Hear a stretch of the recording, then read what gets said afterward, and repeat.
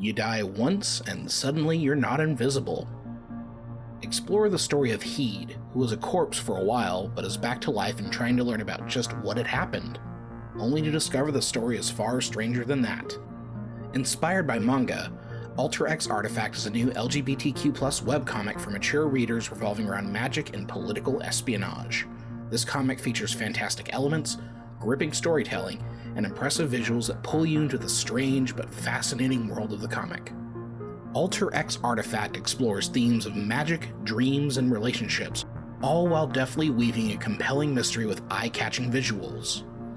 You're still in time to enjoy the exciting prologue as well, but you gotta hurry over on to the website. So, if you're looking for your next weekly webcomic read, you need to go to alterxartifact.com. That is alterxartifact.com. Now back to the show.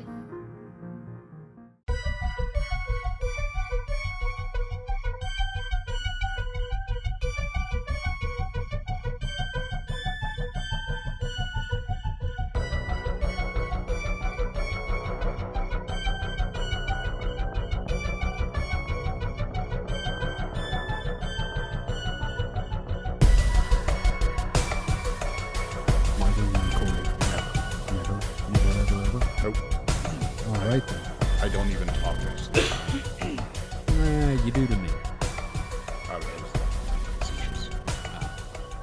Well, hello everyone. Welcome to Supernatural Selection. It's the Week in Weird. I'm your host, Kevin Heyman. With me are Mike the Skeptic. How are you, Mike? I don't have a mouth, so I cannot scream. Oh, wow. That's pretty fucked up. How are we communicating? He's talking out of his ass. Yes, I taught my ass to talk through farts. Like the asses from, what's it called? Doom Patrol.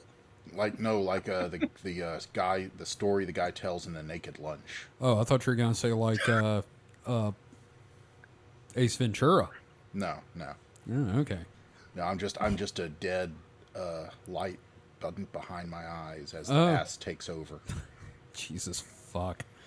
And we've got Mr. David Davis. David, how are you after that? I rather enjoyed that. It also could be the alcohol talking. Okay, that's fair. Oh, you guys and your podcasting juice. Yeah, I haven't seen The Naked Lunch in decades, and I still remember that shit.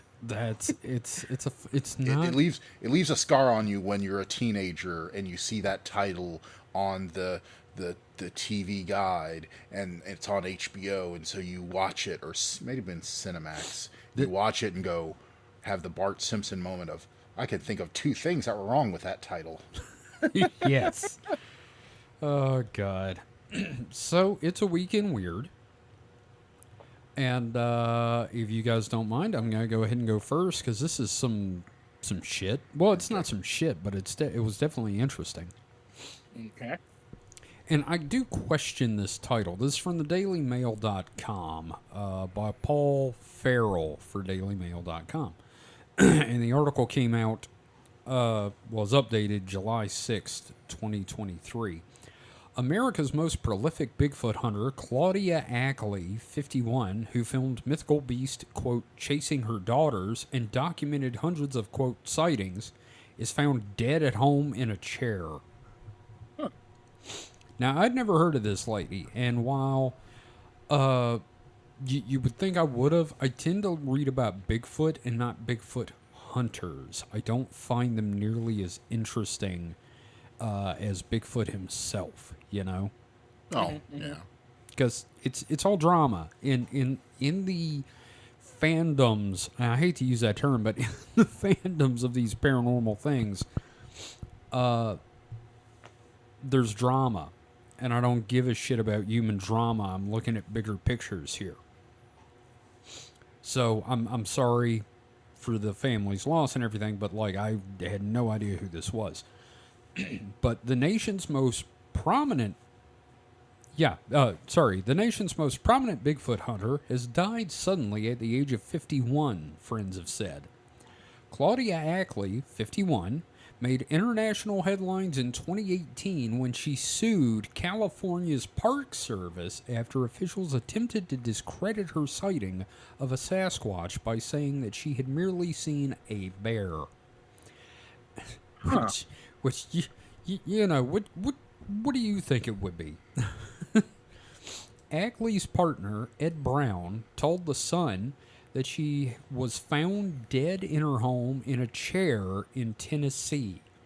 Ackley is survived by her 2 daughters. A separate report said that Ackley died after suffering a heart attack.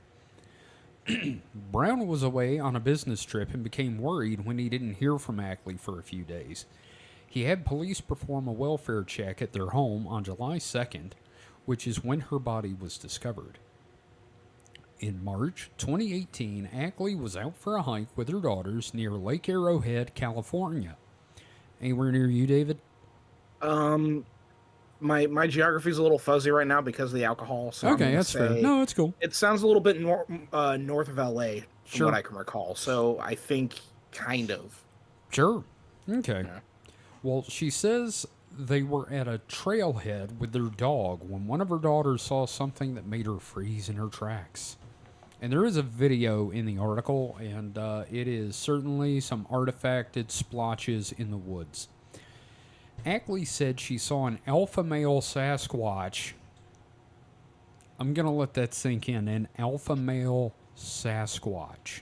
He was wearing his sunglasses on the back of his head, and he wore a Big Dogs t-shirt. Oh, good. Yes, perfect. I'm guessing he was slamming a White Claw. There are no laws when there are claws. That's right.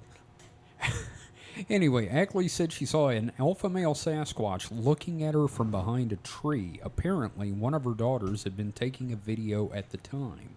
In the video, Ackley's daughter says, "I swear to God, Mom!" Ackley is adamant, "I swear to God on my life we ran into a Sasquatch." She called the Department of Fish and Wildlife, which sent out an investigator. She showed the video to the investigators, who said she saw a bear. Ackley rejected that, saying, "My daughters have seen bears. They're not scared by bears." Ackley says this isn't the first time she's seen the creature. The first time was in Washington State during a Bigfoot trek arranged as a vacation with her then husband in 2014, which, if you go on a Bigfoot trek, there's going to be a guy in a suit, I'm thinking. Well, I'm also thinking, like, Bigfoot trek, that would be a hell of an episode of Strange New Worlds. Wouldn't it, though? Man, that would be some shit.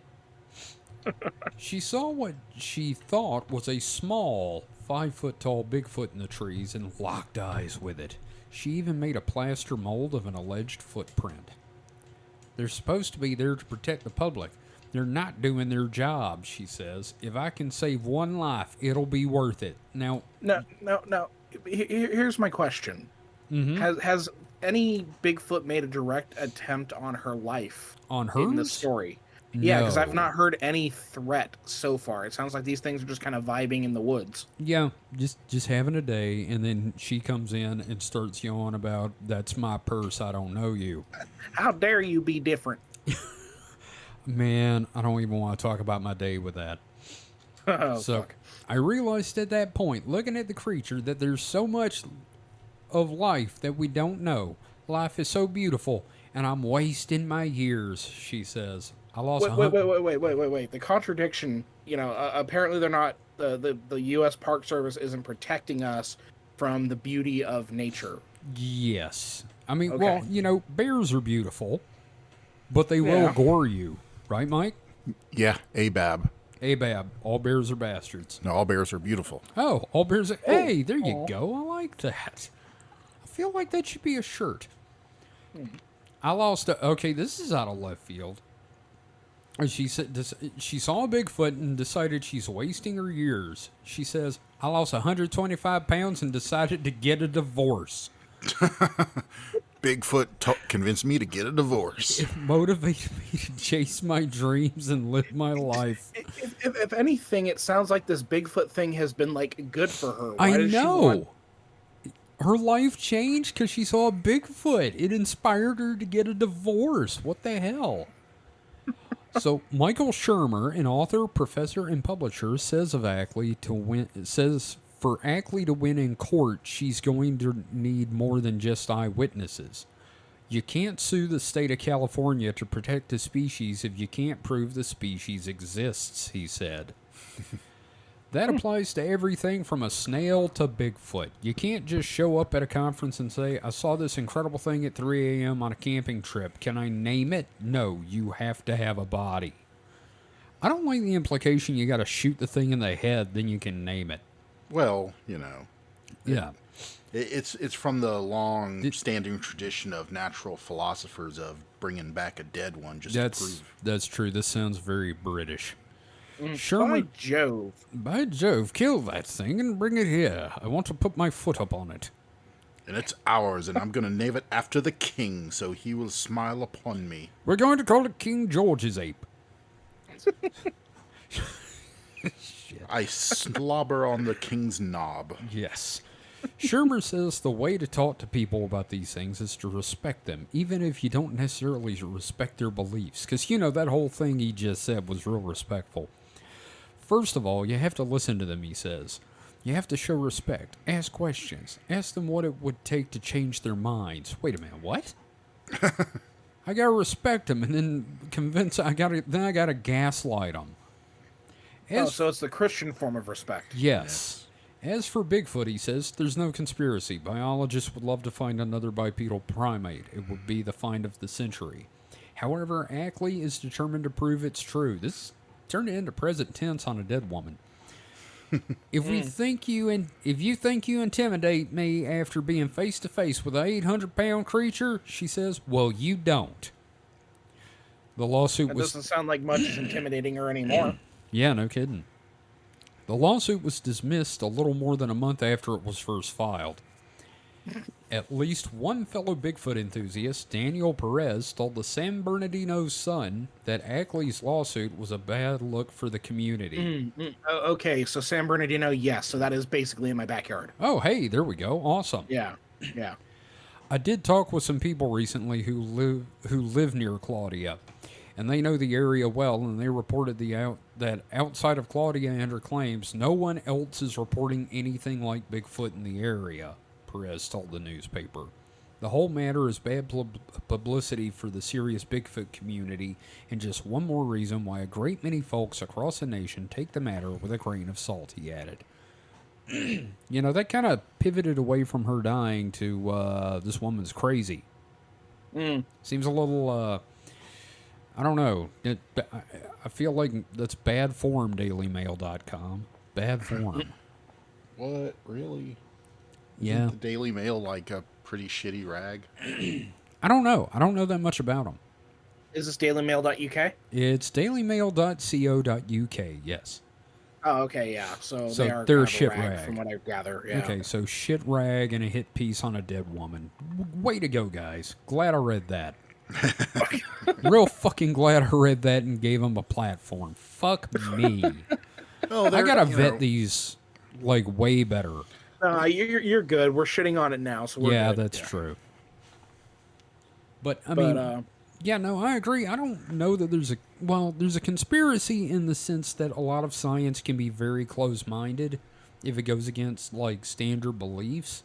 But I do believe that if there was if there is a Bigfoot out there, they want to find it. Yeah. You know, it's not going to upset anybody majorly. It's like, we found Bigfoot. Well, fucking great. Mm-hmm. Yeah, no.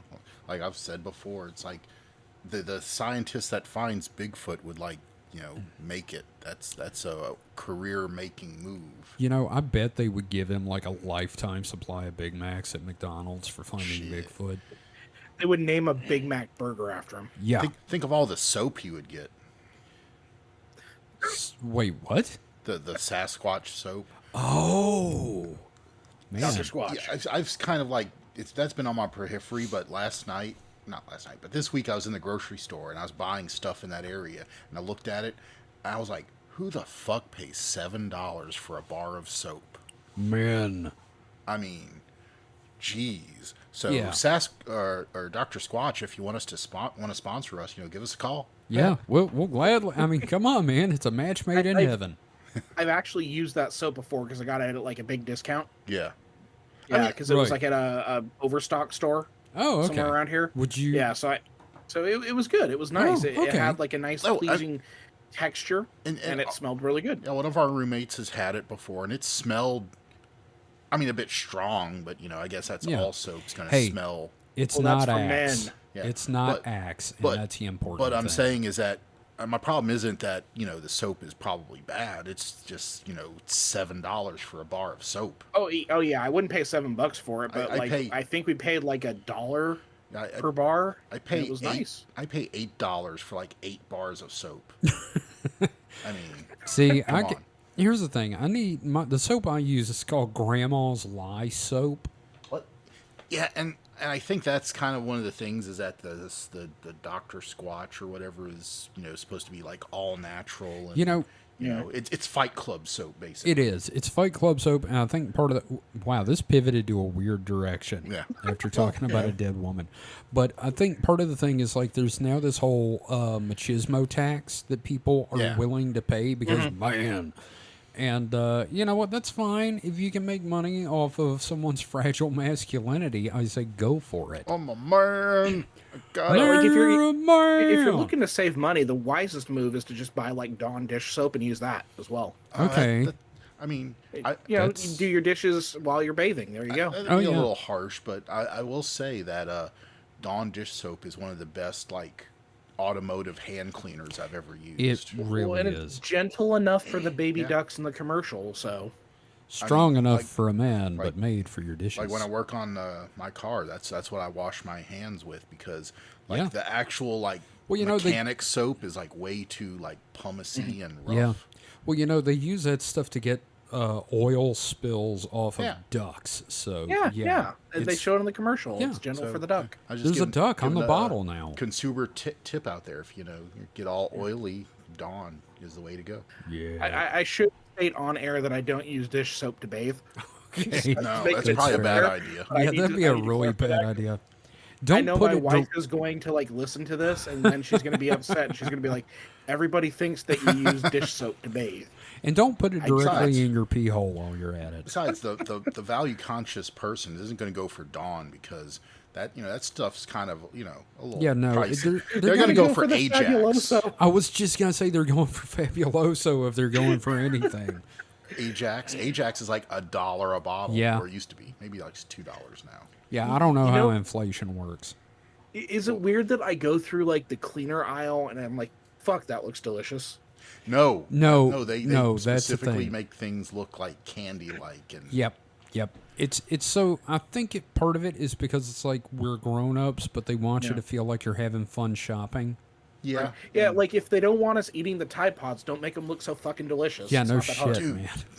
Why hasn't a company come out with like a candy confectionery that looks like detergent pods? I think you just answered your own I fucking know, but question. still, think about it. Think about how much money they would make. They're leaving money on the table. I know. So, David or Mike, which one of you guys want to go next? Either you pick. You choose. Now. David. Okay. David, go. All right. Do your thing. Okay, so I got this fun article from Neoscope, which is under futurism.com. I get a lot of articles from there. Okay. This was published on Tuesday by Maggie Harrison. And the headline is, "Scientists discover that you can hear silence." So okay. like the was it Simon and Garfunkel song? The sound. Yeah, the little thing under the subtitle is, "Do we have a bat signal for Paul Simon?" Or Okay. Or if you prefer the who was it? Disturbed that did the cover. Also, that's actually a good cover. No, it was like it showed this dude had like super range. Like I was just familiar with him through his new metal stuff. But Sound of Silence, real good cover. He did another cover, and I can't remember what it was. Anyway, back to the Sound of Silence. And that's the joke right there. See, because it was silent for a moment. Okay. Yeah. Okay. I was like, wait a minute, dead air. Yeah, I was sitting here going, did the call drop? My craft is beyond y'all. Anyway, here we go. In a new paper, a team of philosophers and psychologists at Johns Hopkins University claims to have settled an ancient debate where you can actually hear the sound of silence. Unless you have tinnitus. I was gonna bring that up, but I'll wait till the end. In a mind-bending conclusion, they found that you absolutely can. Quote, we typically think our sense of hearing as being concerned with sounds, but silence, whatever it is not a sound, it's the absence of sound, said the study's lead author, John Hopkins graduate student in philosophy and psychology, Ruzi Go. So, quote, surprisingly, what our work suggests is that nothing is also something that you can hear. Per the Okay. study, published Monday in the journal PNAS, which I don't know what that's an acronym for, researchers utilized established auditory trickery, such as the one is more illusion, to conduct the experiment. But in the middle of these tests, the researchers added a twist. They periodically subbed noise for pure nothingness, then measured whether participants' brains would react the same way as they would to conventional, noisy, that is, sound illustrations. Or sound illusions, I'm sorry. Quote, philosophers have long debated whether silence is something that we can literally perceive, but there hasn't been a scientific study aimed directly at this question, said the study co-founder Chaz Firestone, which is a hell of a name, Ain't it though?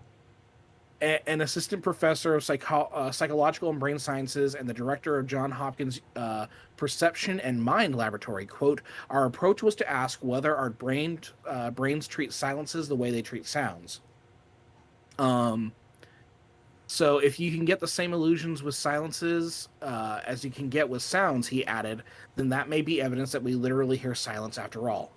Okay. Ultimately, 1,000 participants were assessed across 7 different areas. Fascinatingly, the researchers were able to determine that across all tests, participants' brains reacted the same way to silence as they did to noise, a result that seemingly suggests that yes, we hear silence even if we're really hearing nothing at all.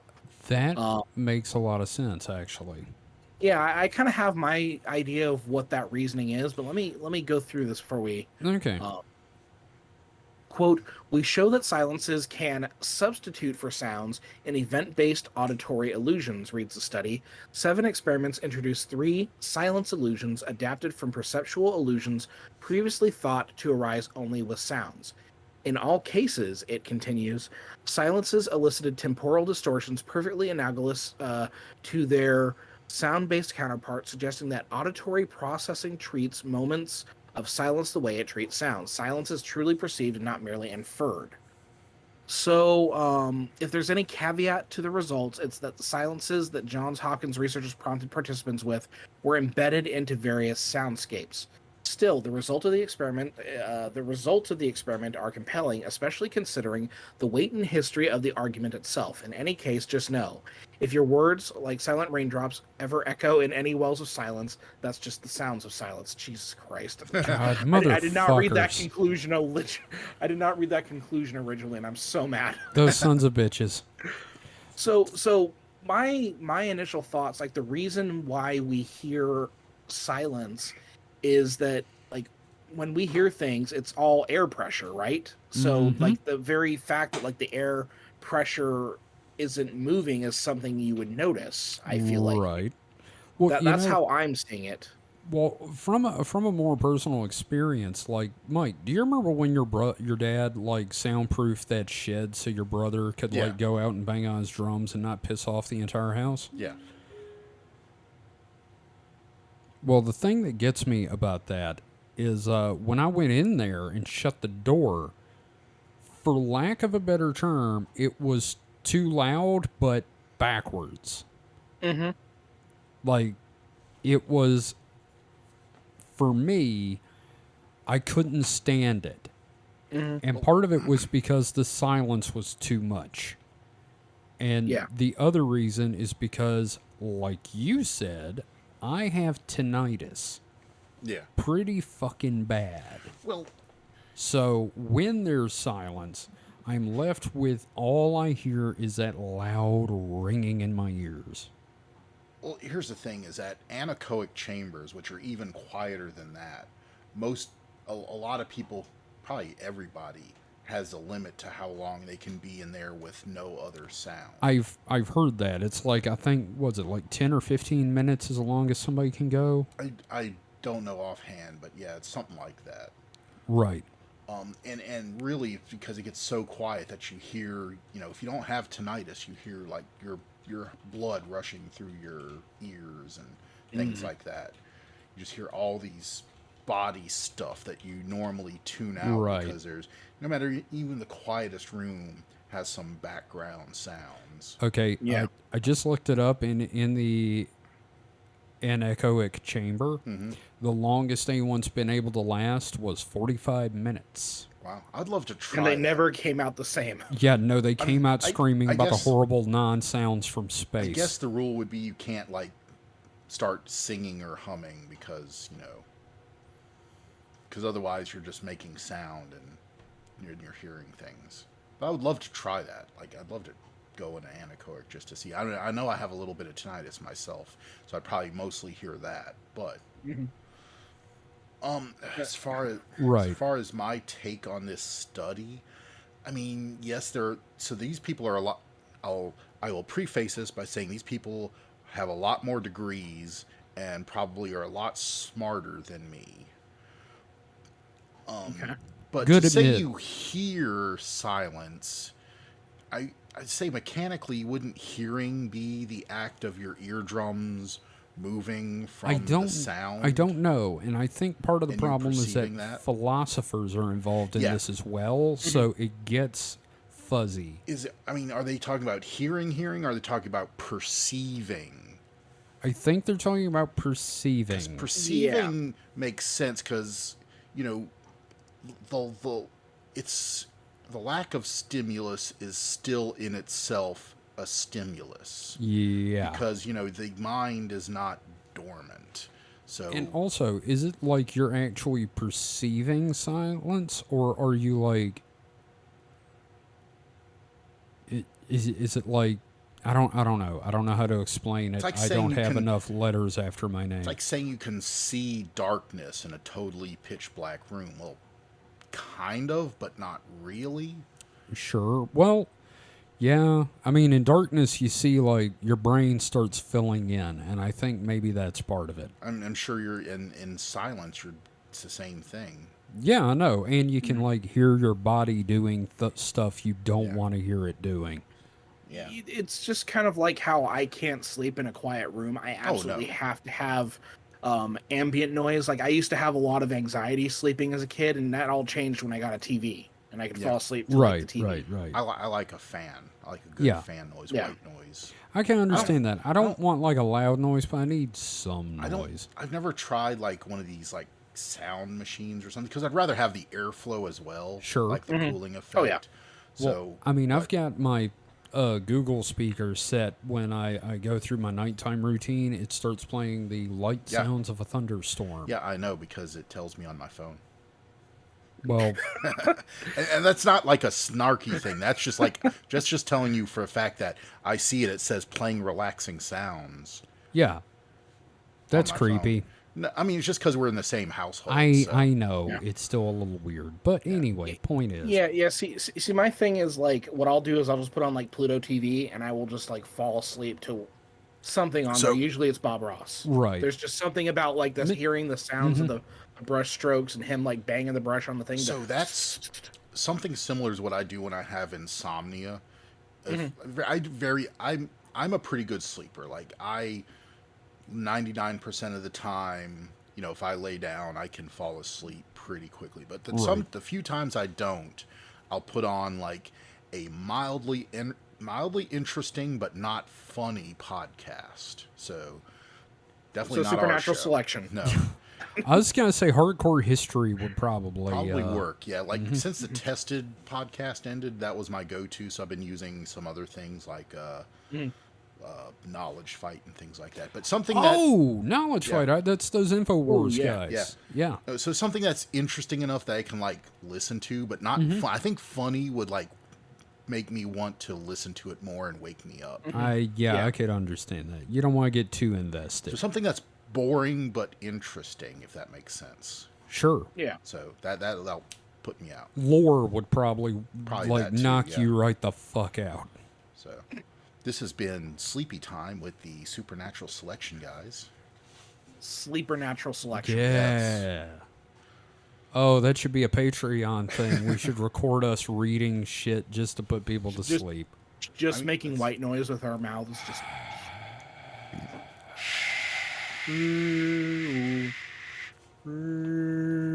Are you asleep foghorn. yet? Yeah. After about 45 minutes, you're like, hey, you asleep? Joy, send us more money. Send us stuff. We'll us get a more P.O. money. box.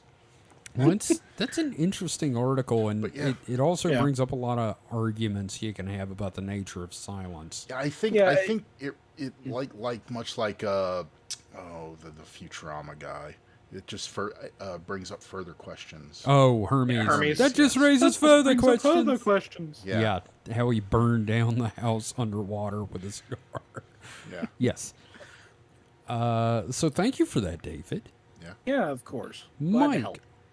Mike, my Yes. friend, what have you got? So I've kind of got a two part thing. Well, so one of it's older. So, we didn't really touch on it much, but a couple of weeks ago, there was the Harvard professor Avi Loeb, where he believed he found fragments of alien technology from a meteor. Yeah. I remember when you found that early this week.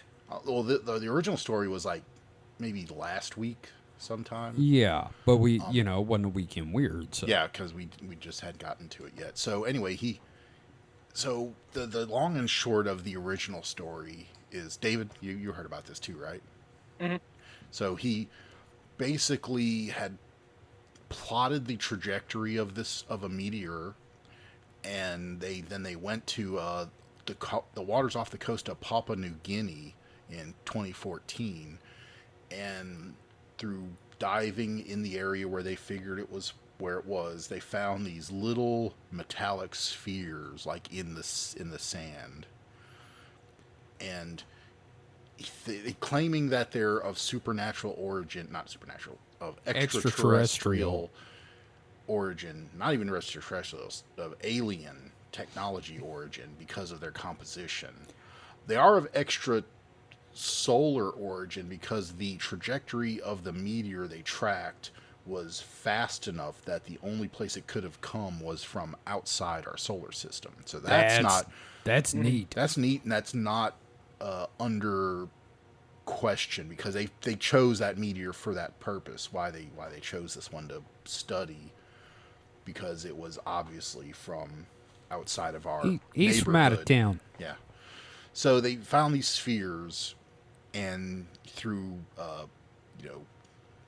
analyzing them, they found that they were 84% iron, 8% silicon, 4% magnesium, and 2% titanium, plus trace elements.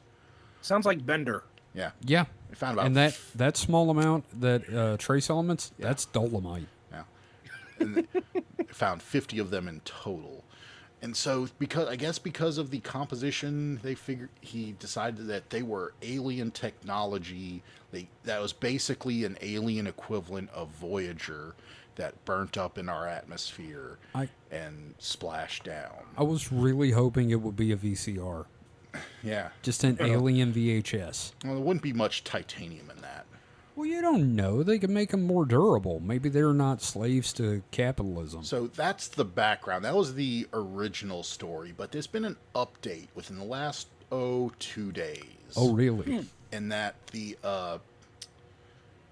that this United States research team has been accused of stealing fragments from a meteor, because apparently the visa the guy was on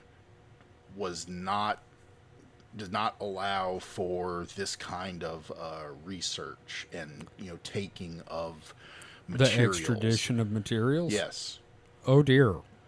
So the meteor called IM-1, it did come from another planetary system, but let's see here. So, yeah, the upshot is he did not dot his I's and cross his T's. He, went there on basically a tourist visa, I believe it said. Uh-oh. And, not a research visa, no authority to take any material from Oh, dear. scene. So, I mean, sure, he was gung-ho about it, but probably too gung-ho and maybe Well- too zealotous. I'm going to say, the visa thing, I'm like, oh, that's a sign of a bad scientist. Then I remember, well, he was saying it was like an alien piece of technology, so I kind of feel like that says he's a bad scientist. Well, and here's the thing that throws me about it, because Visa's everywhere you want it to be. Oh, God. Yeah, yeah. but you can't take anything. Yeah. It's everywhere that you want to be, but you can't take anything you want to take. So, I mean, yeah. For I that, mean, you need the Smith & Wesson card. so when I think of a scientist, I think of them as methodical and meticulous. And this sounds like the opposite of that. He's like the Indiana Jones of shitty astroscience. He's like the ancient aliens guy if he was doing like science without a license. Yeah. Yeah. So there's no clue yet. Like, it's still the jury's out on what exactly he might be charged with, and whether or not it actually is a serious felony. Because I guess this kind of thing doesn't happen that often. Yeah, I would not be surprised if it were a misdemeanor and he had to pay a fine. And return the stuff. Yeah, or had to hand it over to, whatever jurisdiction is, hand it over to, their museum or something. Yeah. It belongs in a museum. It belongs in the museum. Yes, Dr. Jones, you're a poor scientist. Yeah, you should, do better. Dr. Jones, do better. Dr. No Jones, time do for love, better. Dr. Jones. Yeah, oh, God damn it, short round. Punch it, Shorty. Well, that's sad. Yeah. That fucking horrible scientist motherfucker. Yeah. I mean, is this guy I'm wondering if this guy's prone to these kind of claims on a semi-regular basis. I don't know. But you know what I do know is that we're going to take a quick break for sponsors, and we'll be right back after this.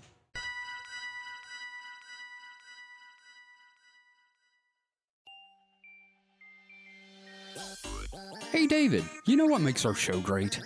What's that, Kevin? No ads. You know what would make it better? What's that, Kevin? Ads. What if, and I'm just spitballing here, we do ads for independent creators at reasonable rates? How reasonable? Overly.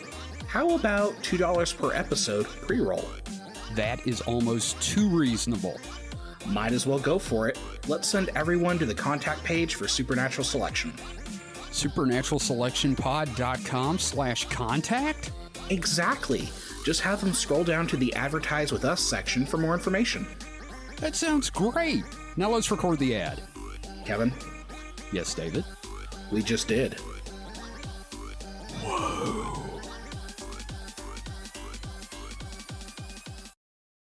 This time for sure. And welcome back to Supernatural Selection. So, real quick before we move on, I want to bring up, we have been getting a lot of people coming to the site lately because of the Cosmic Death Fungus episode. David, thank you for doing that one, by the way.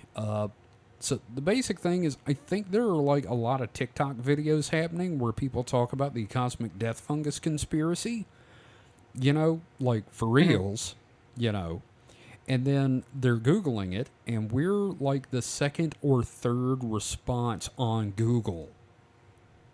The second or third result in a Google search on Cosmic Death Fungus. I guarantee you, I feel like give it about a month and we're going to get our first national headline about someone poisoning themselves because they wanted to fight this death fungus. Oh, sure, probably. But Yeah. the thing is, people are finding us because of that. So if you're listening because of Cosmic Death Fungus, welcome. We hope we stopped you from poisoning yourself with that bullshit. Also, I just feel like a third to half of the people finding us are like, this isn't Joe Rogan, and just stop. So, but speaking of previous episodes, I don't think it was in Distraction Hole, but in a recent episode, I got to complaining about my overdue library book fee and the fact that they wouldn't take a fucking dollar Yeah. to pay my quarter fine. So I found this article from U.S. News. Wait, no, not from U.S. News. It is U.S. News from the AP. So this is apnews.com. An extremely overdue book has been returned to a Massachusetts library 119 years later. Wow. I mean, I hear about, inheriting your parents and grandparents, like, obligations, but shit. Yeah, so in Boston, let's see, this article is by Steve LeBlanc, and it was published on July 7th. On February 14th, 1904, someone curious about the emerging possibilities of a key force of nature checked out James Clerk Maxwell's An Elementary Treatise on Electricity from the New Bedford Free Public Library. It would take 119 years in the sharp eyes of a librarian in West Virginia before the scientific text finally found its way back to the Massachusetts Library. The discovery occurred when Stuart Plain, the curator of rare books at West Virginia University Libraries, was sorting through a recent donation of books. Plain found the treatise and noticed it had been part of the collection at the New Bedford Library and, critically, had not been stamped withdrawn, indicating that while extremely overdue, the book had not been discarded. Plain contacted Jody Goodman, the Special Collections librarian in New Bedford, to alert her to the find. This came back in extremely good condition, New Bedford Public Library Director Olivia Mello said Friday. Someone obviously kept this on a nice bookshelf because it was in such good shape and probably got passed down in the family.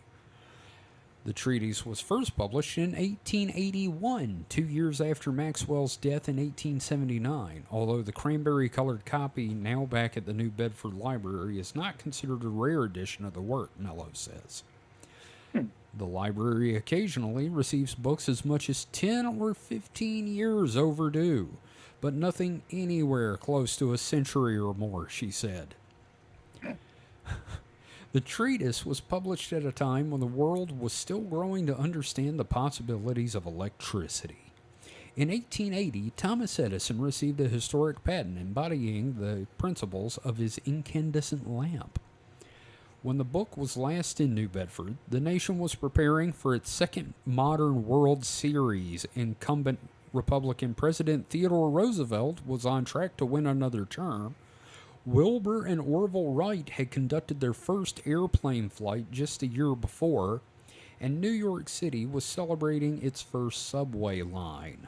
Now, I wish you did that in like the Casey Kasem voice, because it sounds like you're doing like something on like the top 40, America's top 40. When the book was last in New Bedford, the nation was preparing for its second modern World Series. Incumbent Republican President Theodore Roosevelt was on track to win another term. Wilbur and Orville Wright had just conducted their first airplane flight just a year before, and New York City was celebrating its first subway line. Now here's the Loving Spoonfuls. Here's Casey Kasem. Up next, bringing you the sound of silence. Up next, Funky Town. Beep, beep, boop, beep, boop, boop, boop, boop, boop. I'm glad you said that. I was thinking it halfway through. I'm turning into Casey Kasem here. And I can do Shaggy's voice, so that's a thing. The discovery and return of the book is a testament to the durability of the printed word, especially in a time of computerization and instant access to unfathomable... Don't make this more than it is, library. Don't make this more than it is. Look, Mello's just trying to make it all sound real fun. It's just, printed word is superior in all forms. It's just a testament to how much librarians are bored and will talk to each other. And also books. I mean, they're real into books, man. The value of the printed book is it's not digital. It's not going to disappear, which that is true. Well, I mean, sure, burnings, but just holding it, you get the sense of someone having this book 120 years ago and reading it, and here it is in my hands. I think somebody's getting turned on. Yeah, that's we're much. One university fire away from a bunch of priceless text disappearing. Oh yeah, no one. Look, one forest fire. Like the library at Alexandria is a Oh. cautionary tale. Yes. It's still About- going to be here 100 years from now. Oh, I don't know. Eggs in baskets, people. Yes. Now, okay, here's the part that I really wanted to get to. The New Bedford Library has a 5 cent per day late fee. At that rate, someone returning a book overdue by 119 years would face a hefty fee of more than $2,100. The good news is the library's late fee limit maxes out at $2. Another lesson of the find, according to Mello, it's never too late to return a library book. Oh. And I'm Casey Kasem, and this is the top 40 weird shit. So, I don't know. That gives me hope that eventually I'll be able to pay off my fine. Well, what's the longest you guys have ever held a book? Wait, like in my hands or like held on to No, like a library book. Okay, so when I was 5, my sister checked out a book from the Vicksburg Public Library that was published in the 1950s called The Sandwich Book. And it was a children's book about making a giant goddamn sandwich. Which, again, I've had a lot of sandwiches. So she checked this book out, and a week later she moved to Utah. Oh, shit. So I threw the book out in... Mike, when did we move from South Jackson?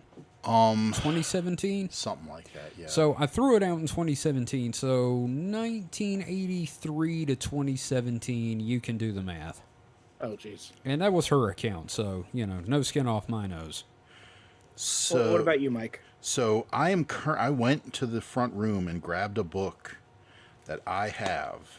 It is the Pocket Encyclopedia of Spaceflight in Color, Missile and Rockets by Kenneth Gatland. It is from the Jackson Metropolitan Library System, South Hills branch. Oh, shit, that's over on McDowell. Do not know when this was checked out.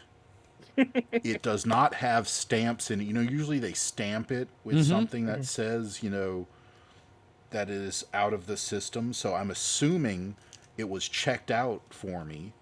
And, I grew up with this book. It was my book. It literally, as a kid, at some point, I wrote my name in it like several times. So I have no idea how much this book...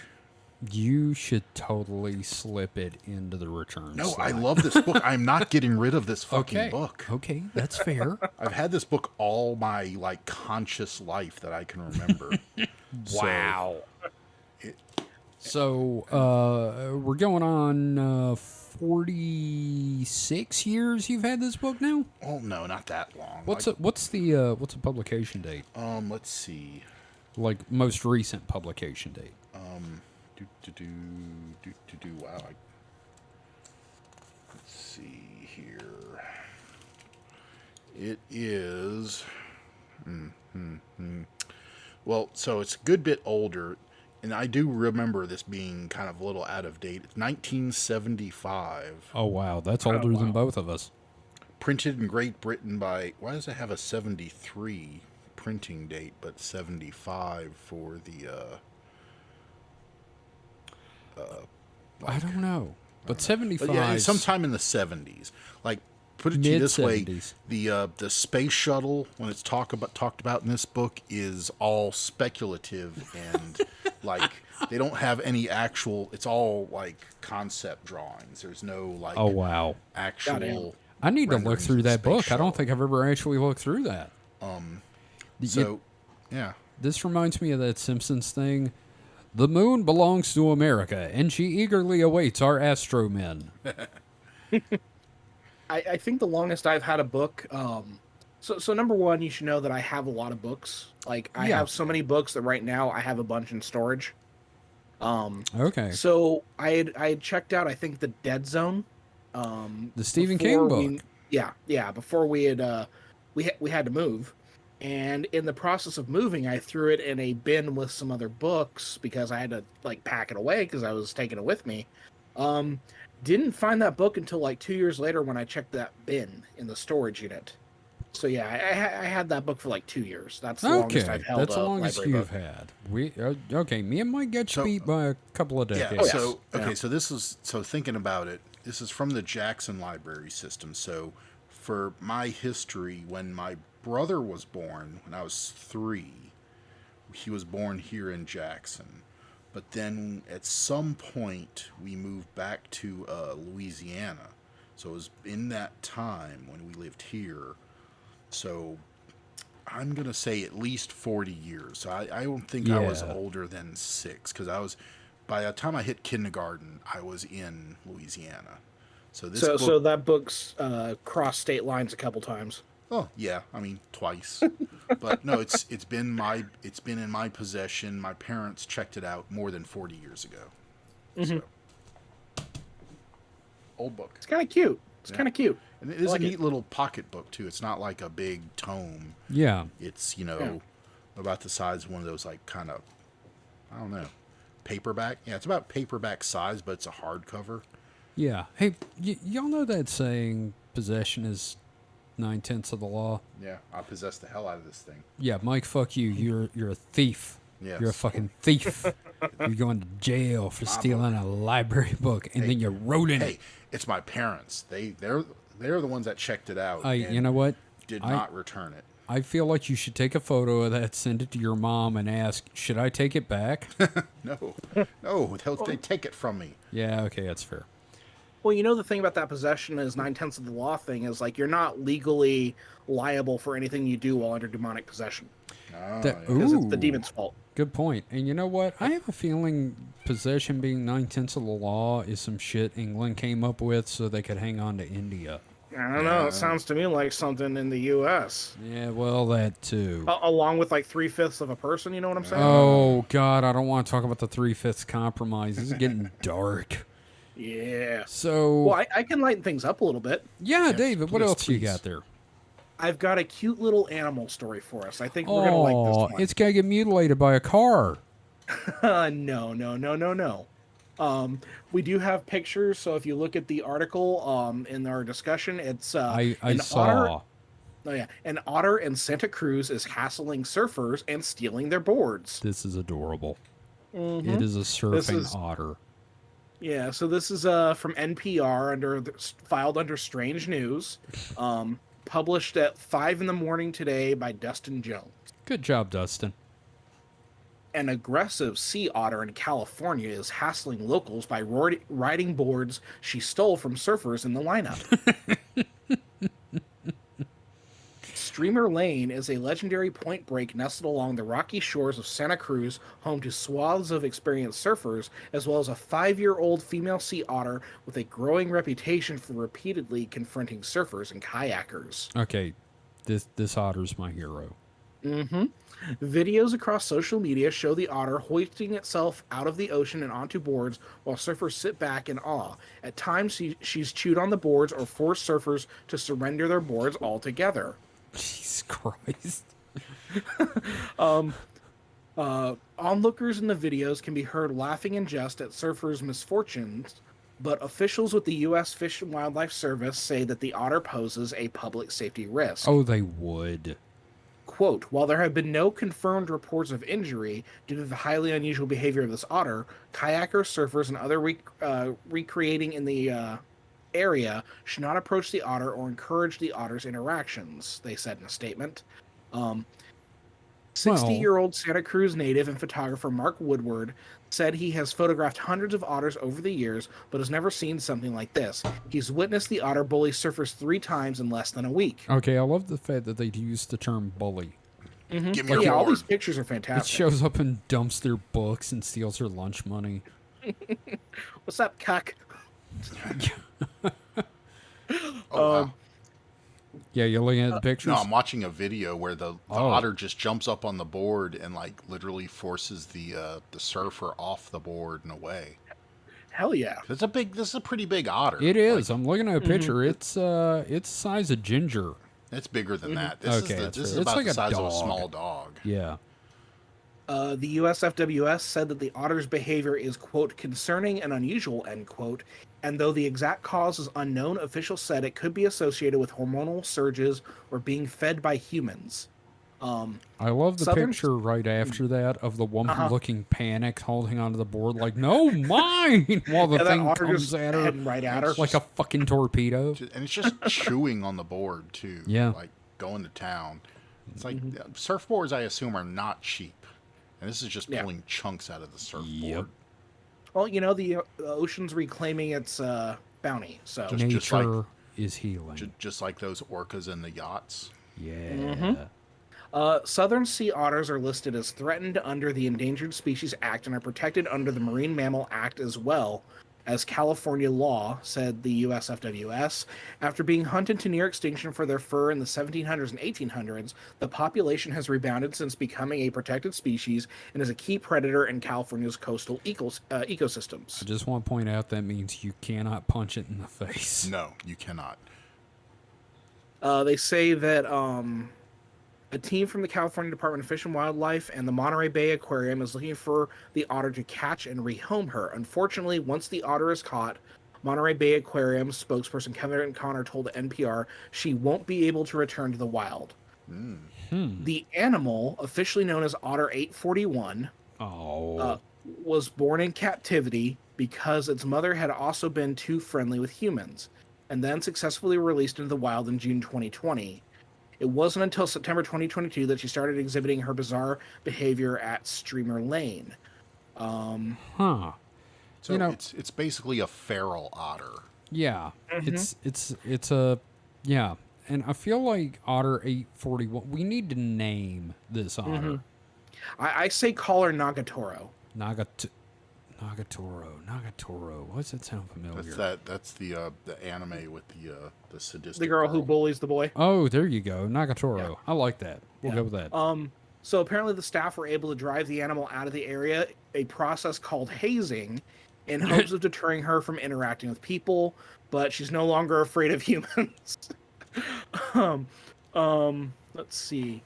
Once caught, she was taken to an aquarium for an exam before being moved into her forever home. She's been deemed unreleasable. Oh. Yeah, so I love the picture also- at the bottom of the article of Yes. the drawing of the otter. warning, aggressive sea otter in this area. Enter the water at your own risk. And a cute little picture of an Yeah. otter in the water. Bitch knows how to fight. Otter So, has a knife. You know, at least they're not going to, like, put it out. They're not going to, like, put yeah. it down. Well, considering how I few of wonder them there are. if Mike had found this article, would the universe have been like, and then they shot her? And then they shot her the otter. Shot her oh God. Yeah, so I say we name her Nagatoro. Nagatoro the the otter. Okay, I like it. Yeah. And, you know, it is kind of funny, though, just watching this thing like, give me the board. Give me your board. Give me the board, Surfer Senpai. Oh, God, that's terrible. I've still got to watch that show. It's really good. The first 2 episodes are rough. Like, if you're not understanding, like, what the context is, but, like, from episode 3, you see that, like, oh, no, she is, like, head over heels for the guy. Right. Yeah.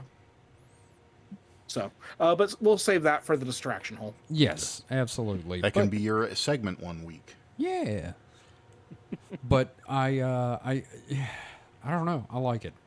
It's a feel-good story, you know what I mean? And I It's- really do like this trend of the ocean, like, telling yeah. people to get the fuck out. I think they're just tired of guys from Something Awful saying "fuck the ocean," and the ocean's like, no. Yeah, You know the what? ocean fucks back. You know what? Fuck you. I don't think the ocean is telling us to get out. It's telling us, hey, it's our shit too, motherfucker. Yeah. Yeah. Coexist or you will be coexisted. Yes. Oh, wow. So Mike, Yeah. you got another one for us? Yeah. Well, Should No. I use this one? Because I kind of alluded to it earlier. I forgot this I was going think to be you my should. second one. So, in the spirit of, it's a little stale, but in the spirit of oceans, how about we talk about them orcas that are Yeah. destroying yachts? Yeah, I was hoping we'd talk about that at some point. So, so yeah, apparently orcas lately. I mean, it is not a unknown thing, but it's becoming more Prevalent? prevalent this year that orcas are attacking the rudders of yachts.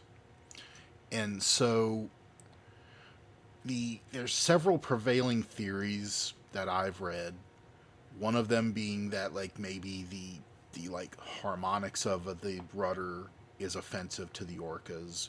But really I listened to a story on NPR about like they talked to an orca person. Man, I'm glad you followed up orca with person. So when Yeah. they talk to They an talk to orca, an would you orca. develop speech? No, Now, see, if you say marine orca biologist person- that specializes in orca Yeah. behavior and stuff.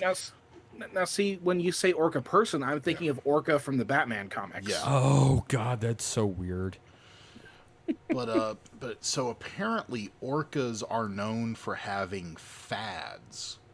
Like they have something that one of the orcas comes up with. Are you saying it become like it's a fad? Yes, it's a literally fad. a The fad. orcas will be It's a like, meme. "This is cool." Like I can't remember the other example they gave, but there's other recorded Is this evidence like of, tossing seals? yeah, kind of like that. Yeah. Yeah, Orca they will, memes. they will yes, they will come. One of them will come up with something that seems like fun, and it'll just spread because they're social creatures And they're bored. and bored. Well, bored a little bit, but it's just they want to have fun. So this is the new version of fun, and maybe next week it'll be like stealing surfboards from surfers. This reminds me of Spunk Ball, like those things. Like, be careful. The cops are saying, those emails. They're saying be careful, or someone will throw like a tinfoil bomb in your car with the windows down. It's like that, but orcas and real. Yeah. So, and there was also a theory that it was like a single orca that was injured by a rudder, and she was teaching others to attack. But really, It's terrorists. but really, it seems to be like it's an orca fad. So Like they're just bored orca teenagers, and one of them has, hey, let's go tear off these things that are sticking down in the water. so Next week, you'll see them cramming themselves into telephone booths or sitting on flagpoles. oh yeah, doing the Charleston. Ooh, no, they'll be like positioning themselves horizontally, like by a central point, and kind of like a plank, stiff No. across something. No, They start doing the Antarctic shake. do Antarctic shake. So here's the thing. This is synchronicity and coincidence and everything, but I think it's hilarious that this hit the news, and then in the same week, the fucking Ocean Gate sub happened. Everybody's like, was it the orcas? And it's Yeah. like, no, it was just an asshole.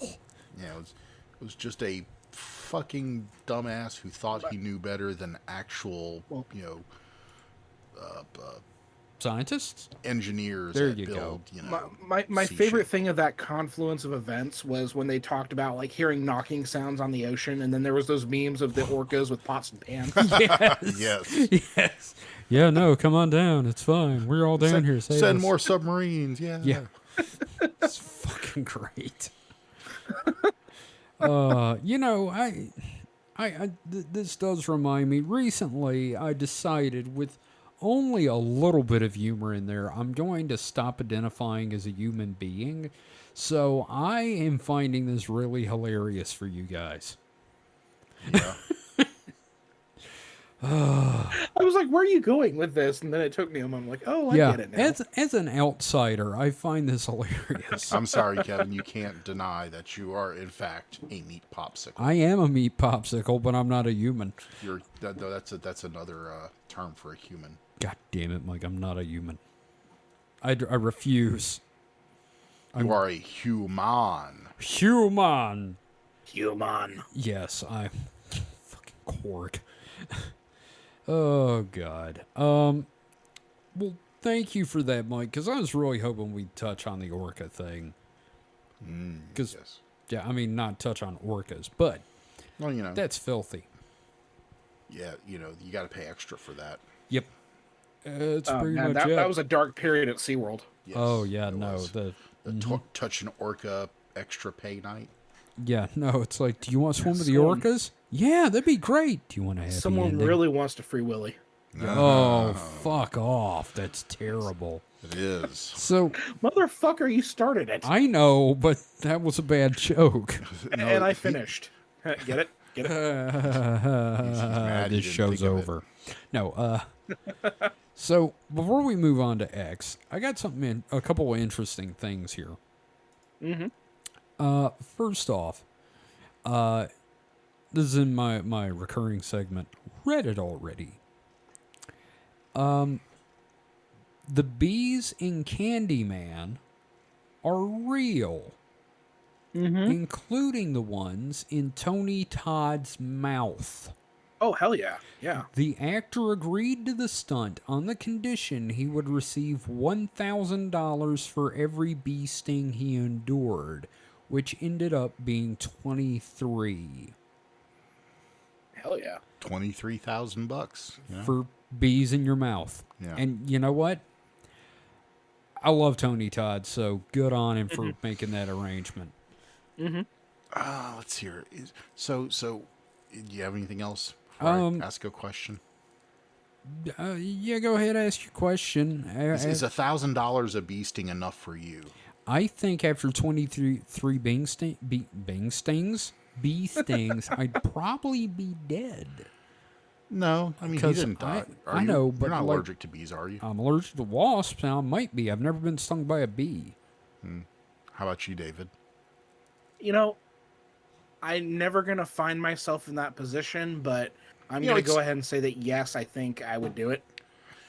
So yeah, I mean, I would try negotiating at least. I'd be like, okay, $1,000 per sting up to the first 10, and then like we're gonna go up to 1,500 for We're doing the next multipliers 10. now. Yes, we're just gonna we're gonna keep, and then after 20, we're gonna go up to like 20 per. You know. Now, here's a question. If you're in that position and you got like the bees in your mouth and stuff, would you chew to provoke them a little bit? No, God, Oh, no. no. Jesus I Christ. would be like, I wouldn't even breathe. Yeah. Don't move, Spadowski. Don't even breathe. I'd want the little the oxygen thing in my nose just to like keep me from having to like breathe at all Oh, yeah. or reduce This my need just for makes me breathing. want to watch Candyman. Ugh. Yeah, no. Great movie. You saw the remake, right? I have not seen the remake yet. Or not the remake. The it's not a remake. It's not a Reboot. remake. The It's a pseudo reboot semi-reboot, sequel. but it's a sequel. Yeah, 'Cause Tony I haven't Todd's seen in it. Tony Todd is in it. Hell yeah. So, yeah, no, totally check it out. It's actually really fucking good. Well, I thought it was better than the first one. I mean, that's what a reboot is, really, isn't it? It's like a sequel, but after a long period of time. Well, no, sometimes a reboot is like see, that- starting over. That's so confusing because that's what I thought at first, but then a reboot turned out to be just so confusing. Okay. They need clear things for a sequel that just took 20 years and a basically resetting of the franchise. Right. This is more of a distraction hole. Yeah, we'll talk about that next time. So I got one other thing from Reddit I want to ask you guys. And this is a great little thing I found in Metal for the Masses. That previous one was from Damn, That's Interesting. Okay. This And is, you know what? Damn, that was interesting. it was. So this is Like I already knew about that, but I'm Yeah. so glad to hear it again. well, this is from it's originally from Metal for the Masses, but it got reposted in r/last podcast on the left. And this is your grindcore band name, where you take your initials and you make a metal, you get a grindcore band name. So we're going to start with David. Okay. All right, so yours is, what was yours again? A is your middle initial? Yeah. So are you telling me, motherfucker, that your initials are Dad? Oh yeah, I'm Daddy. Oh, Daddy. Okay. So yours, D, A, and D in the 3 are rotting. No, God, rotting pussy gagging. That's pretty. That's your grindcore band name, David. Fuck yeah. Yeah. All right, Okay. Mike. Let's see. It's just a second. What's your middle initial? G. G. Yeah. G. MGR. MGR. All right. So you are. God damn it. Lesbian toilet rape. That's terrible. It is awful. Lesbian toilet rape. Yes. Lesbian toilet rape. Wow, that's horrible. I know. Okay, so mine, KTH. Okay. Piss-soaked hospital death.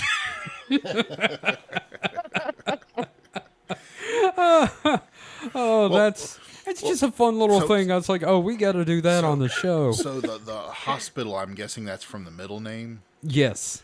So hospital death. That's how fucking death happens nowadays most of the time. Yeah. Is And this how we're piss-soaked hospital death. introducing That's just, ourselves in Weekend Weird or in Distraction Hole? Is that how we're introducing ourselves? we'll have, I am have to write piss-soaked those down. hospital death. But no, that's just dying of old age. Yeah, Piss-soaked basically. hospital death. It really is. But, Not very grindcore. It's just No. very sad and realistic. That's like grand core. hey, at least it's not lesbian toilet rape. Hey, mine's kind of cool and Yeah, but except for the rape. I don't like the rape part. yeah, well, I think rotting pussy gagging is just bizarre. I'm not even gonna. That is a fun one. Yes, it is. So before we go on to questions, we of course are coming to our normal end of the show thing. David, I feel like X needs to give it to us because it's been a Yeah, bit. they actually gave me something to work with for a change. Oh, that's good because It's been a while. It's been. I've not been X'd in quite a while, so Yeah, I feel like I need it to be given to me. indeed. Okay, lesbian toilet rape. Piss-soaked hospital death. Sorry, that's gonna be stuck in my head for weeks. All right. So, found a thread on X. This is UFO sightings. Ooh. And it's just someone, querying other anons about like what if they've seen UFOs, and it's a bunch of different stories. Is it I'm gonna read anon or anon? Anons. I don't give a fuck. Anon. Anon. Anon even. Okay. Yay. So yeah, I'm gonna read a couple of these stories, and they're Okay. green text, so it's obviously like first person shit usually. So here's the first story. This is what the op of the thread put. Be me during school trip to DC circa 2006 to 2007. Be near either the Lincoln Memorial or the Washington Memorial, I forget which, just before sunset. I had my fill of the monuments and went outside to wait on everyone else to get back on the bus. Start looking towards the stars and see the sunset, which I could also do camping in my home state of Kentucky. I see close to the horizon 3 red dots. At first think it's a plane, and then they were in a perfect triangle. And there was no sound of jet engines, which I was familiar with hearing when planes would fly overhead in the forest when camping. I also knew the planes had both red and green lights on the wings, the way viewers could tell which direction the craft faced. However, as stated, the craft only had red lights. I've never been great at judging the size of objects at a distance, but it flew fairly close to the ground, and I was able to watch it go overhead from one horizon to the other. I was the only one to witness the craft that I was aware of. Didn't bring it up to any of my classmates, as I was a bit of a black sheep in my class and didn't want to make the stigma worse. So it doesn't seem like there's much to it. Even the original posters kind of like, but then he kind of learned about triangle UFOs and he thought back on it and that sort of thing. So But he has this little thing at the end of his post. Entirely unrelated, but Nintendo DS PictoChat was the bomb at the time and helped me connect with my classmates on that trip. So that's a cute little detail. Yeah, no, I remember PictoChat. That's pretty cool. Yeah, they need to bring that back. Anyway, They got rid of it because too many people were sending kids dick drawings. Yeah, I hated that. Yeah, no, it's terrible. yeah, I That's remember why we dinners at a ruined friend's house, and all everything. we did was just send dick drawings to each other. That's why we can't You're have the good problem. things. You're the Now, problem. if you're sending dick drawings to other adults, that's fine, especially if Yeah. it's your friends. But when these terrible shit people. But anyway, Yeah. that's neither here nor there. But- Yeah, so there's not a whole lot to that story, but I have some other ones here, and I'm just going to go ahead and... Well, I want to say before though that plane. He's thinking of boats. Boats have red and green lights. Planes only have the red strobe. give him a break. He was socially awkward for a while. Not true. Yeah. And, he doesn't know any better. Okay, here's another one. I've seen some weird things before. One of the more unsettling ones, and I think it was unsettling because it was so far away, and then he gets to the green text story. At this massive antenna in the countryside one night, get an amazing view of the sky. Sitting in car, chilling out, looking at the stars. Starts to sound like kind of like a poem here, doesn't it? I know. I was like, is this Robert Frost? Looking for Orion's belt because it's the only one I can ever find. That's me. Notice something the size of one of those no-name stars, and no one cares about moving north. Kind of Shit judgy. Okay. star. Piece of shit star. Fuck you. You're not a special star. Maybe it's a comet going in a perfectly straight line. Another one just like it comes in from the east heading west. They're going to hit each other. Meet in quotes. Both there for a few seconds in the same place. One of them starts heading north again. The other one starts heading back east. Really wish I had a telescope. It was such a bizarre thing because it was so far away and moving really fast. Not blink and you miss it fast, but fast enough that it was recognizable once you saw them. They were kind of the distance where the camera would never have been able to pick them up. Still might get a telescope, though. That's pretty cool. I always find those sorts of things interesting. I wish these kids would write better because Right. Well, That's the whole thing with the fucking green text format. every time Ghost Forge brings up green text stories, I feel like I'm going to wither to dust. it's like, come on, That being finish said, them keep coming. sentences. Okay, here's one reply. I've seen the same UFO since I was 12. Last time it was just hovering in the air. First time it was moving. I'm also kind of suspicious I've been abducted once or twice because I woke up while on their operating table. Okay. It could have been a dream, but it felt different. They sort of panicked when they noticed and put me back to sleep. Okay, I'm gonna no, I'm not gonna try to jump in and do any debunking here because this is my fucking bread and butter. That definitely sounds like you have been singled out and possibly your family as well. You're an abductee, and I would go get some regression. I'm not saying that's gonna tell you anything, but might help. I like the phrasing. I'm also kind of suspicious because I'm kind of suspicious I've been abducted once or twice because I woke up on their operating table. Kind. Yeah, I'd be a little incredulous as well if I woke up on an operating table. Yeah, if I woke up surrounded by grays, I'd be like, I might be abducted. Someone I responded to wonder. this guy specifically. Oh, good. Yeah, I've had that happen too. I Fuck. woke up once with 3 of them. I never opened my eyes, but I knew there were 3.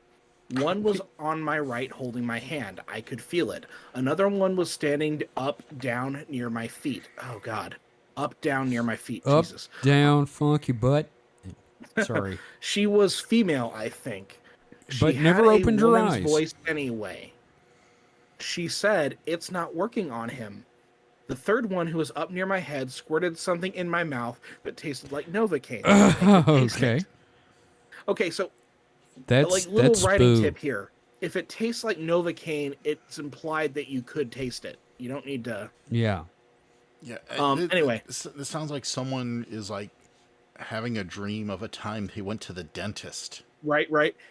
As soon as he squirted it in, I thought to myself, I hope they don't give me too much. I could overdose. Somehow I knew that they had already given me some. though I don't remember it. I went back to sleep in seconds and then woke up what seemed like 2 minutes later. Never did it feel like a dream to me. You don't taste things in dreams. Yeah, you I do. don't, anyway. Nor do I feel sensations like things touching me. I know people will say sleep paralysis, but I don't believe that. Nah, here. I know. Sorry, people go will- ahead, Mike. I know people will tell me the truth, but I don't believe that. Yeah. But, okay, here's the thing. This kind of lines up with some abduction experiences where you can sense the things around you because there's something about their presence that you can feel it. But that also falls in with the idea of, when you have, those bizarre instances where it's like the electromagnetic fields cause you to feel entities around you that aren't actually there. You mean like dreams? No, it's Look, there's this sometimes in electromagnetic fields there have been reports that people feel a menacing presence or more than one menacing presence around them, and it's like this intense feeling of dread. that like what kind of electromagnetic I fields are you don't talking remember. about? I didn't do research for this. Because people like are in MRI machines, which is thousands of Teslas. Now of I've heard people magnetic fields in and- those report that. That's because they're in a little tube. They've been shoved in a little tube that makes humming noises. Yeah. But my other thing, and this is far more likely, is I want to show that guy's story up. You know what I mean? It's like, oh, I want a story too, but mine's better. Yeah, and I think that's about it. Like those Yeah. are the highlights. But that interaction between the two and like discussing their possible abduction seemed most interesting to me. Yeah, no, that's actually pretty interesting. It's also sounding kind of like a game. Dude's trying to start a game of yes and. Yeah, and here's the thing about dreams too is I've really thought about and tried to remember a lot of my dreams, and they have no rhyme or reason. Sometimes you have dreams that are very vivid and have all like your sensory stuff. Sometimes I've had dreams where I've realized I didn't actually hear anything in the dream. I just thought I heard stuff. Sure. So there's all dreams never hit all the same sensory triggers all the time. Like you can have dreams where you think where you smell things, and dreams where it's nothing but sights and sounds, and it's never a consistent experience. Unless you're being abducted. In which case, Unless you're you're being dreaming abducted. about being abducted. Now, when I have dreams and I smell something, do you ever have those dreams where you smell toast? That's a stroke. Kevin. Okay. That's called a All right, stroke. just checking. All right, good to know. Good to know. I'm going to make a note of that next time I wake up and smell toast. It's either you're having a stroke or our roommate is burning something. Okay, that's also fair. Well, thank you for the X there. We do have a question this week, guys. From Man in Black, actually. We need to get back on trying to get more questions. But it's been kind of a weird few weeks. Yeah. So, question is from Man in Black, our friend Eric R. Queen, and he asks, what H.P. Lovecraft book would you suggest I read first? I'm going to go first because I have no opinion because I've never read any. Okay. What? Okay. I'm just saying. I have no okay. As I And- said, I Sound have of no silence. opinion. Oh, see, I thought you meant like you're just going to No. name one off. No, My I bad. said I have no opinion because Okay. I've never read any. That was my Well, point. God, I heard that, man. There was just silence, and I heard it. Yeah. So, Whoa. like, whoa, dude. So he says, I was wondering because I own a few Kindle books and tried to read them but couldn't get my head into it. Which, Dusty is having the same thing. She found some H.P. Lovecraft stories on Project Gutenberg. And she was like, which ones should I get? And I was like, well, tell me what they have. And I was like, okay, I'm going to tell you which ones not to fucking read. And, but like, I feel like Shadow over Innsmouth and At the Mountains of Madness are like two of my absolute favorites. Mm.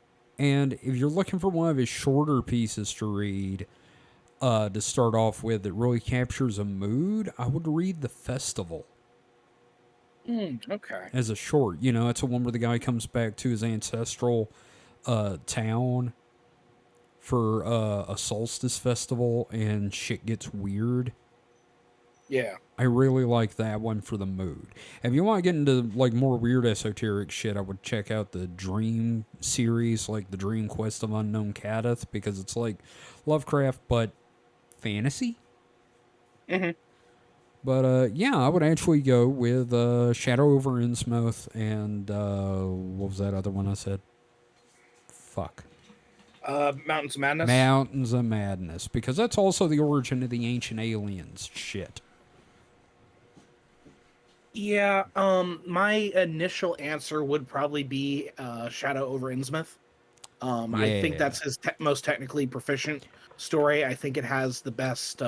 Again, there's a lot of problems with it because he is not a very good writer. And he's not, and it's also like, wow, this is a metaphor for race. Yeah, it's a metaphor for miscegenation. Yeah, this is all like, wow, he didn't like Italians either. Who knew? That being said, I really do think The Color Out of Space is really good. Oh God, yeah, yeah. no, that is a oh man, glad you brought that up. This farmhouse and landscape and family just kind of melting over the course of like weeks. Really good film adaptation of that one too, with Nicolas Cage. Also fun, Herbert West Reanimator.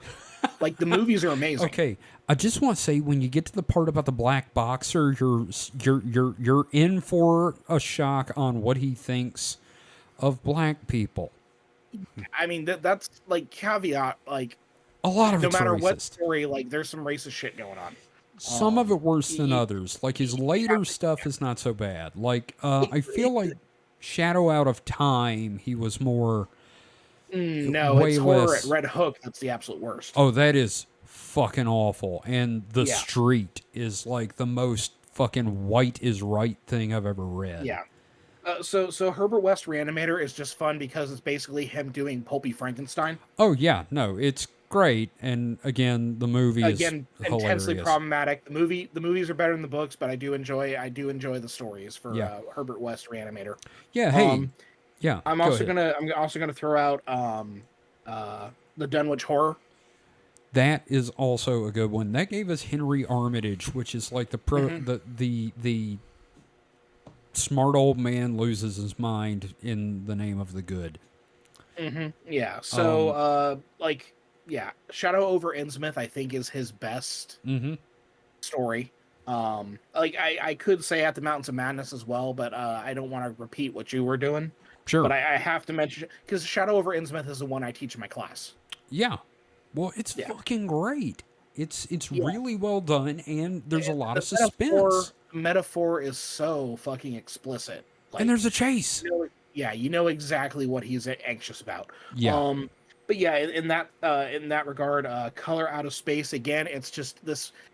It's his most cosmic horror story because again, it's not like this thing is indescribable and I go mad. It's more like It's a you get color. the sense of this cosmic thing. You get the sense of something that goes beyond human perception, and then you return to human perception at the end. And it's like, what the fuck did I just witness? And you know what?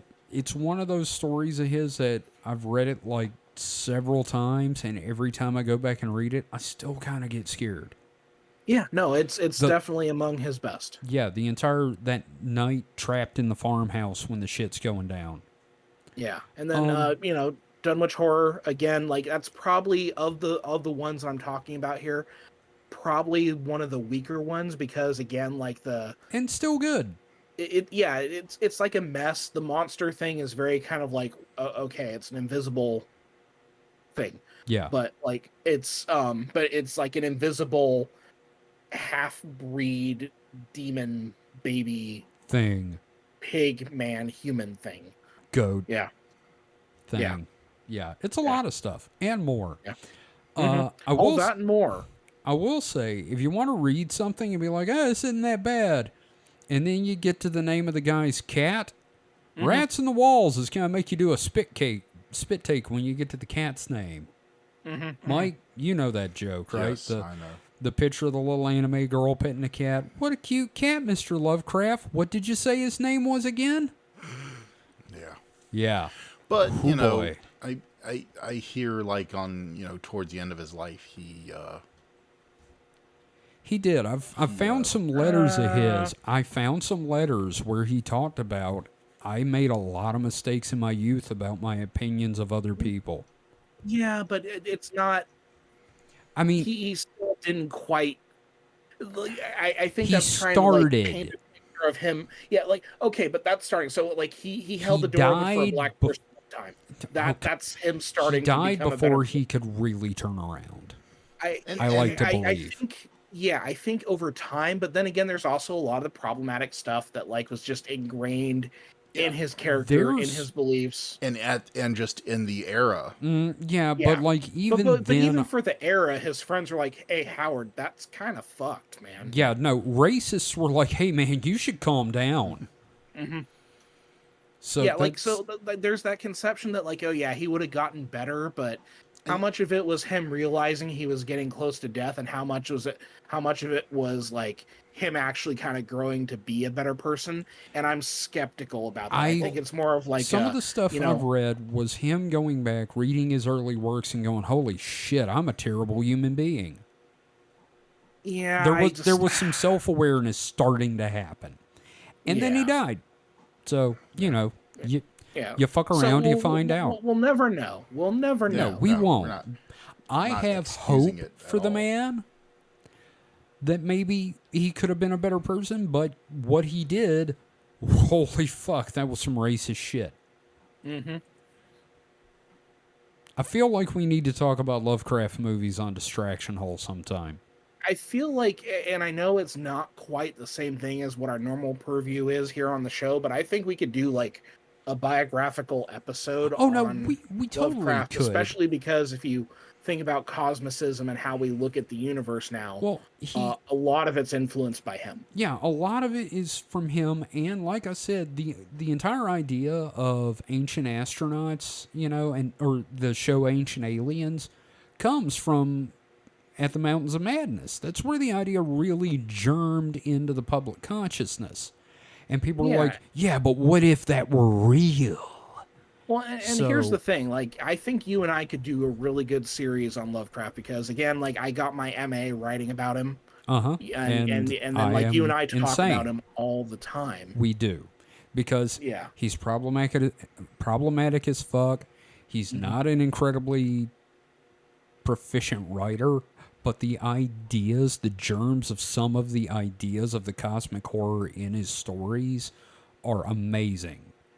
Yeah, so if you're a listener and you want us to tackle like Lovecraft, because again, like our Nostradamus thing, was there really anything supernatural going on with it? Not really. Yeah. It's more about like the perception. So yeah, if you're interested in us doing like Lovecraft as a serious deep dive, we Yeah. will do that. And Nostradamus, both of these have an impact on the world of the supernatural, so it fits. We could do that. So that's kind of it for the week, guys. Yay. I'm glad we got this done. I'm glad we did this. Yay, boo. Yeah, boo. So, don't forget to head to supernetpod.rocks. You can find a link to our Discord, our Patreon, just every damn thing. Contact us about advertising with us. We have advertising slots. And let us know what you think. We would love to hear from you. So use the contact form. Join us on the Discord. Join our Patreon and let us know what you would like to see on there as we try to get that back going and all sorts of fun shit. David, have you got anything to plug? I think we have a couple new shirt designs coming out soon. We do, and I am going to get those up this weekend. So yeah, this weekend, go ahead and check out our merch and check out the cool 2 new shirts that Kevin and I collaborated on. And speaking of, one of our coworkers is half Mexican, and he speaks fluent Spanish. I asked him what that shirt you gave me said, and he told me, and I could not stop laughing. What a I like that subtle you joke! inked it without knowing what it meant. Not a damn clue. So yeah. Anyway, just thought you'd find that amusing. So yeah, we have a merch store. We have some very neat stickers. I've got a stack of them over here on my desk. So definitely check those out. Mike, have you got anything you would like to plug? Negative. I got nothing. Okay. Well, that's about it then. So, thank you again, everyone, for listening. Mike, David, thank you for being on the show as always. I would not still be doing this otherwise. So, everyone, until next time, stay. Wow. Stay safe. Stay. I stroked out. Stay safe and stay frosty. And don't do what I just did. Have a stroke on air. Yes. Goodbye. Hey, do you smell toast, by the way? Yes, I do. I smell bread. You joke about that, but the day you actually have a stroke on air, It's not going to be funny. Yeah. Actually, it'll probably be pretty fucking funny. You won't know it's happening. First. At first, it'll be hilarious. I smell bread. I smell bread. I taste copper.